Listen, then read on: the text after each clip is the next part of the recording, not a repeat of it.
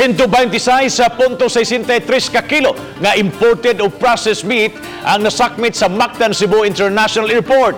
Gipang sunog. Siluan Mirondina sa exclusive report.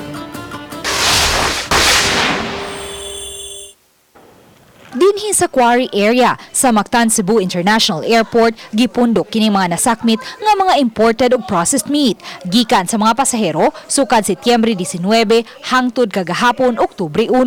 Moabot sa 70.29 kilos ang pork, 33.59 kilos ang poultry ug 22.75 kilos ang beef nga mga nasakmit ug gipang sunog. Sagad sa mga imported meat nga nasakmit gikan sa China, usa sa mga nasod nga apektado sa ASF virus. Sa local from Luzon, natay total ban even if naamoy documents from FDA, bawal na gyud magdala o anything that is pork related sa quarantine o sa customs. Mostly ang amo ang gi-intensify ang borders man, so ang amo ang makasiguro mi nga walay makalusot.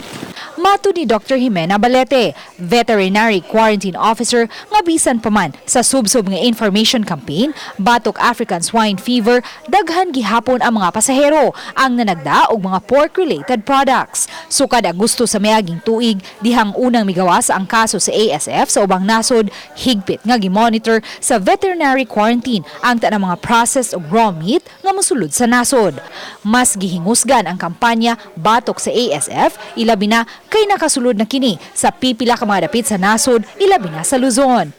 Pahimangno sa taga Bureau of Quarantine ngadto sa mga pasahero nga likayan na lang ang pagdaog mga pork-related products aron dili kini maembargo ug mosangpot pa ngadto sa panaglalis. It might not have the name pork, it might be in the form of siomai, siopaw, sausages, luncheon meats, ham sandwiches, but still, it's still pork. Uban ni June Solon, Luan Mirondina, Balitang Bisdak.